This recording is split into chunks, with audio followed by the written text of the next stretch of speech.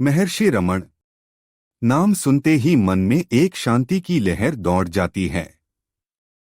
एक ऐसी शांति जो बाहर से नहीं बल्कि भीतर से जन्म लेती है। आज हम बात करेंगे उनके विचारों की जो मन, मौन और आत्मा के गहरे रहस्यों को उजागर करते हैं। ये विचार ऐसे हैं जैसे सूरज की किरणें जो अंधेरे को चीरकर प्रकाश फैलाती हैं। तो चलिए इस यात्रा में डूबते हैं जहां हर शब्द हमें अपने भीतर झांकने का न्योता देता है। यह एक ऐसी कहानी है जो सिर्फ सुनने के लिए नहीं बल्कि महसूस करने के लिए है। एक ऐसी कहानी जो हमारे दिल को छू जाए, हमें सोचने पर मजबूर कर दे और शायद हमें बदल दे। मन क्या है? सबसे पहले बात करते हैं मन की। महर्षि रमण कहते थे कि मन एक भ्रम है, एक छाया है जो सच लगता है पर सच नहीं है। एक बार किसी ने उनसे पूछा, यह मन इतना बेचैन क्यों रहता है? हर पल कुछ न कुछ सोचता है, दौड़ता है, थमता ही नहीं। महर्षि मुस्कुराए और बोले, मन को तुमने कभी देखा है? वह दिखता कहाँ है? जब तुम उसे खोजने जाओगे वह गायब हो जाएगा। यह सुनकर शायद हमें हंसी आए, लेकिन गहराई से सोचें तो यह कितना सच है। मन विचारों का झुंड है, जैसे बादलों का समूह जो आते हैं, जाते हैं। पर क्या हमने कभी रुककर देखा कि ये विचार कहाँ से आते हैं? महर्षि कहते थे, मन का मूल ढूंढो, वहां आत्मा मिलेगी। कभी कभी मन हमें इस कदर उलझा देता है कि हम भूल जाते हैं कि हम कौन हैं। सुबह से रात तक एक विचार से दूसरे विचार तक हम बस भागते रहते हैं। कभी गुस्सा, कभी खुशी, कभी उदासी। यह मन तो जैसे एक नदी है जो हर पल बहती रहती है। कभी वह हमें पुरानी यादों में खींच ले जाता है तो कभी आने वाले कल की चिंता में डुबो देता है। लेकिन महर्षि का कहना था, मन को शांत करो, उसे उसकी जड़ तक ले जाओ। वहां मौन है और मौन में ही सत्य छिपा है। यह सुनकर एक अजीब सी बेचैनी होती है ना? क्योंकि हमारा मन शांत रहना ही नहीं चाहता। वह तो जैसे एक बच्चे की तरह है जो हर पल कुछ नया खेल खेलना चाहता है। उनके पास आने वाले लोग अक्सर कहते थे कि उनकी एक नज़र ही मन को थाम लेती थी। वह बोलते कम थे पर उनकी चुप्पी में एक गहराई थी। एक बार एक व्यक्ति ने उनसे कहा, मेरा मन बहुत परेशान है। मैं हर पल डर में जीता हूं। महर्षि ने उसकी ओर देखा और बोले, डर मन का खेल है। तुम डर को देखो, उसे पकड़ने की कोशिश करो, वह भाग जाएगा।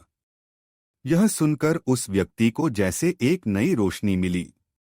उसने महसूस किया कि सच में डर को जब हम गौर से देखते हैं तो वह खुद ब खुद कमजोर पड़ जाता है। महर्षि की यह बात कितनी सरल थी पर कितनी गहरी भी। यह हमें सिखाती है कि मन की उलझनों से डरने की जरूरत नहीं, बस उन्हें देखने की हिम्मत चाहिए। मन की इस बेचैनी को समझने के लिए महर्षि एक और बात कहते थे। वह बोले, मन एक बंदर की तरह है जो शराब पीकर इधर उधर कूदता है। उसे काबू में करने की कोशिश मत करो, बस उसे देखो। यह सुनकर मन में एक हल्की सी हंसी आती है। सच में हमारा मन ऐसा ही तो है, कभी यहाँ, कभी वहां, कभी शांत, कभी उछलता हुआ। पर महर्षि का कहना था कि इस बंदर को देखते रहो, धीरे धीरे वह थक जाएगा और शांत हो जाएगा। मौन की गहराई। अब बात करते हैं मौन की। मौन, यह शब्द सुनते ही कुछ लोग सोचते हैं कि यह बस चुप रहना है। लेकिन महर्षि के लिए मौन कुछ और ही था। उनके लिए मौन सिर्फ शब्दों की अनुपस्थिति नहीं बल्कि मन की शांति थी, आत्मा का स्वर था। एक बार उनके पास कोई आया और बोला, मैं ध्यान करता हूं पर मन भटकता है। मौन कैसे पाऊं? महर्षि ने उसकी ओर देखा, उनकी आंखों में करुणा थी। फिर धीरे से बोले, मौन को पाने की कोशिश मत करो। जो कुछ भी मन में उठ रहा है उसे देखो। उसे देखते देखते वह खुद शांत हो जाएगा। क्या यह आसान नहीं लगता? पर सच कहूं, यह आसान नहीं है। हमारा मन तो जैसे जंगल का हाथी है जिसे काबू करना मुश्किल है। कभी वह पुरानी बातों में उलझ जाता है, कभी भविष्य की चिंता में डूब जाता है, कभी वह हमें उन लोगों की याद दिलाता है जो अब हमारे साथ नहीं हैं, तो कभी उन सपनों की ओर खींचता है जो शायद कभी पूरे न हों। पर महर्षि कहते थे, मौन तुम्हारा स्वभाव है।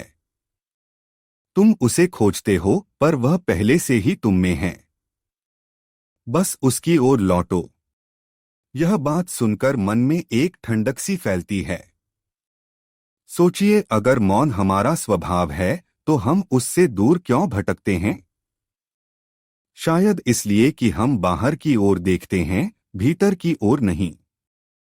महर्षि के पास लोग दूर दूर से आते थे। कोई सवाल पूछता, कोई बस उनकी चुप्पी में बैठना चाहता, और वह चुपचाप बैठे रहते। उनकी चुप्पी में एक शक्ति थी। एक बार किसी ने कहा, आप बोलते क्यों नहीं? महर्षि हंसे और बोले, जो सच है उसे शब्दों की जरूरत नहीं। मौन ही सब कुछ कह देता है। यह सुनकर उस व्यक्ति के चेहरे पर हैरानी थी, पर धीरे धीरे उसे समझ आया कि सच में मौन कितना गहरा हो सकता है। उनकी चुप्पी में एक संगीत था जो सुनाई नहीं देता था पर महसूस होता था। मौन को समझने के लिए महर्षि एक और बात कहते थे। वह बोले, जब तुम बोलते हो तो मन बाहर की ओर जाता है। जब तुम चुप रहते हो तो वह भीतर की ओर लौटता है। यह सुनकर मन में एक सवाल उठता है, क्या हम सच में इतने चुप रह सकते हैं कि अपने भीतर की आवाज सुन सकें? शायद नहीं, क्योंकि हमारी जिंदगी शोर से भरी है। पर महर्षि का कहना था कि यह शोर बाहर का नहीं, मन का है। और जब मन शांत हो जाता है तो सारा शोर खुद ब खुद थम जाता है। यह मौन ऐसा है जैसे सुबह की पहली किरण जो धीरे धीरे सारी दुनिया को रोशन कर देती है। आत्मा का रहस्य। अब बारी आती है आत्मा की। महर्षि रमण के लिए आत्मा ही सब कुछ थी। वह कहते थे, तुम शरीर नहीं हो, तुम मन नहीं हो, तुम आत्मा हो। यह सुनकर शायद हमें अजीब लगे, क्योंकि हम तो अपने शरीर को ही सच मानते हैं, अपने विचारों को ही अपनी पहचान समझते हैं। सुबह उठते ही हम आईने में अपना चेहरा देखते हैं और सोचते हैं, यही मैं हूं। पर महर्षि का नजरिया बिल्कुल अलग था। एक बार एक शिष्य ने पूछा, आत्मा को कैसे जाने? महर्षि ने जवाब दिया, खुद से पूछो, मैं कौन हूं?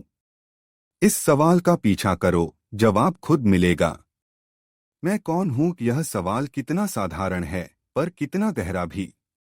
महर्षि कहते थे कि जब तुम इस सवाल को बार बार अपने भीतर दोहराते हो तो धीरे धीरे सारी परतें हटने लगती हैं।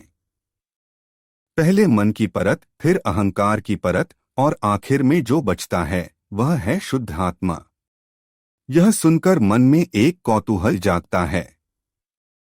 क्या सच में हम इतने गहरे जा सकते हैं? महर्षि का जवाब था, हाँ, पर इसके लिए हिम्मत चाहिए। अपने भ्रम को छोड़ने की हिम्मत। उनकी बातों में एक आग थी जो हमारे भीतर के सवालों को जला देती थी। वह कहते थे, आत्मा को जानने के लिए कुछ करना नहीं है, बस जो तुम नहीं हो उसे छोड़ दो। यह सुनकर एक अजीब सा सुकून मिलता है। सोचिए, अगर हमें कुछ पाने के लिए भागना न पड़े, अगर सच पहले से ही हमारे भीतर हो तो कितना हल्का महसूस होगा। पर यह छोड़ना इतना आसान नहीं है। हम अपने विचारों से, अपनी पहचान से इतने चिपके हुए हैं कि उन्हें छोड़ना जैसे खुद को खोने जैसा लगता है। पर महर्षि कहते थे, जो खोएगा वही पाएगा। एक बार उनके पास एक युवक आया और बोला, मुझे लगता है कि मैं कुछ भी नहीं हूं। मेरी कोई कीमत नहीं। महर्षि ने उसकी ओर देखा और बोले, यह बहुत अच्छी बात है। जब तुम कुछ भी नहीं हो तो तुम सब कुछ हो। यह सुनकर वह युवक हैरान रह गया।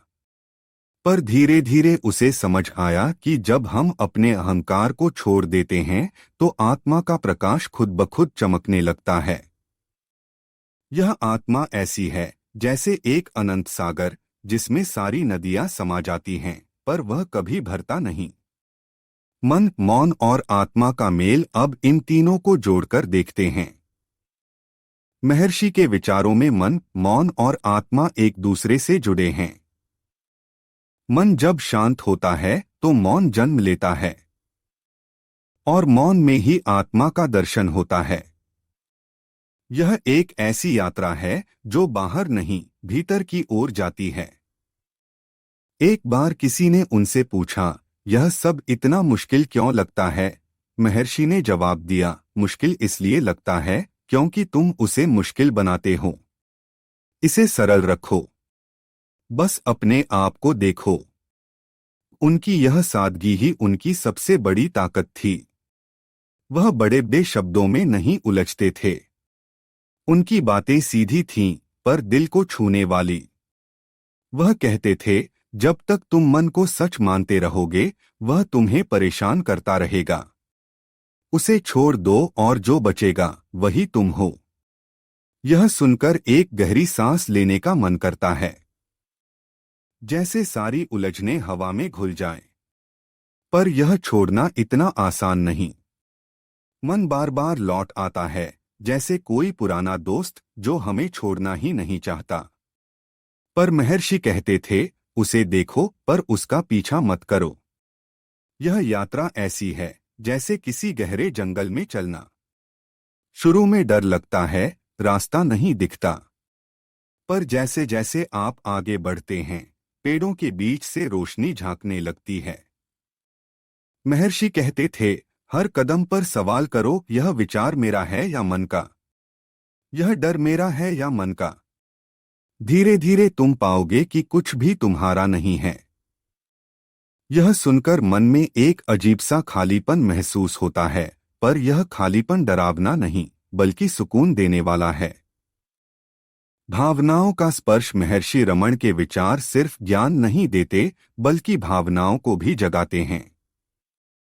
उनकी बातों में करुणा थी, प्रेम था और एक ऐसी शक्ति थी जो हमें अपने भीतर झांकने के लिए मजबूर करती थी। कभी उनकी बातें सुनकर आंखें नम हो जाती थीं, तो कभी मन में एक अनजानी खुशी भर जाती थी। एक बार उनके पास एक माँ आई जो अपने बेटे को खो चुकी थी। वह रोते हुए बोली, मेरा सब कुछ चला गया, अब मैं क्या करूं? महर्षि ने उसकी ओर देखा, उनकी आंखों में अपार शांति थी। फिर बोले, जो गया वह शरीर था, जो तुम में है वह कभी नहीं जाता। उसे महसूस करो। यह सुनकर उस माँ के आंसू थम गए। शायद उसे समझ आ गया था कि दुख मन का खेल है और आत्मा उससे परे है। महर्षि की बातों में यह खूबी थी कि वह दुख को भी शांति में बदल देती थीं। उनकी हर बात में एक आश्वासन था, एक भरोसा था कि सब ठीक है। एक और बार एक बूढ़ा व्यक्ति उनके पास आया। वह थका हुआ था, उदास था। उसने कहा, मैंने सब कुछ खो दिया, अब मेरे पास कुछ नहीं बचा। महर्षि ने उसकी ओर देखा और बोले, जो खोया वह तुम्हारा कभी था ही नहीं। जो तुम्हारा है वह कभी खोता नहीं। यह सुनकर उस बूढ़े के चेहरे पर एक हल्की मुस्कान आई। उनकी बातों में एक मिठास थी जो दिल को छू जाती थी। एक बार एक बच्चा उनके पास आया और बोला, मुझे डर लगता है, रात को नींद नहीं आती। महर्षि ने उसे पास बुलाया, उसके सिर पर हाथ फेरा और बोले, डर को अपना दोस्त बना लो। उसे देखो, उससे बात करो, वह तुम्हें छोड़कर चला जाएगा। यह सुनकर बच्चे के चेहरे पर एक चमक आ गई। महर्षि की यह सादगी, यह प्रेम, यह सब उनकी बातों को और भी खास बना देता था। अंतिम विचार तो दोस्तों, महर्षि रमण के विचार हमें क्या सिखाते हैं? वह सिखाते हैं कि मन को शांत करना है, मौन को अपनाना है और आत्मा को पहचानना है। यह कोई आसान रास्ता नहीं है, पर यह रास्ता हमें अपने असली घर तक ले जाता है। वह कहते थे, सच्चाई तुमसे दूर नहीं है, वह तुम में ही है। बस आंखें खोलो और देखो। यह सुनकर मन में एक उम्मीद जागती है। शायद हम भी उस सच्चाई को छू सकें जिसकी बात महर्षि करते थे। उनकी ये बातें आज भी हमारे लिए एक दीपक की तरह हैं। जब कभी मन बेचैन हो, जब कभी जीवन भारी लगे, तो एक बार रुककर खुद से पूछिए, मैं कौन हूं? शायद इस सवाल का जवाब आपको उस शांति तक ले जाए जिसकी तलाश हर किसी को है। यह सवाल ऐसा है जैसे एक बीज जो धीरे धीरे अंकुरित होता है और एक दिन बड़ा पेड़ बन जाता है। महर्षि रमण आज हमारे बीच नहीं हैं, पर उनकी बातें, उनका मौन, उनका प्रेम, यह सब हमारे साथ है। और शायद यही उनकी सबसे बड़ी देन है। तो चलिए इस यात्रा को यहीं विराम देते हैं। पर यह अंत नहीं, बल्कि एक शुरुआत है। एक ऐसी शुरुआत जो हमें अपने भीतर ले जाए। महर्षि रमण की तरह मौन में डूबें, आत्मा को जानें और मन को उसकी सैर से वापस बुलाएं। यह सफर आसान नहीं होगा, पर क्या खूबसूरत होगा जब हम अपने भीतर की उस शांति को पालेंगे जो हमेशा से हमारी थी। क्या आप तैयार हैं इस सफर के लिए? मैं तो हूं। चलिए साथ साथ चलते हैं इस अनंत की ओर, जहां मन थमता है, मौन बोलता है और आत्मा मुस्कुराती है। यह एक ऐसा रास्ता है जो हमें अपने आप से मिलाता है और शायद यही जीवन का सबसे बड़ा सच है। तो दोस्तों, यह था आज का वीडियो। अगर आपको यह जानकारी पसंद आई हो तो वीडियो को लाइक और शेयर जरूर करें। और हाँ, चैनल को सब्सक्राइब करना न भूलें। अगले वीडियो तक के लिए नमस्ते। धन्यवाद।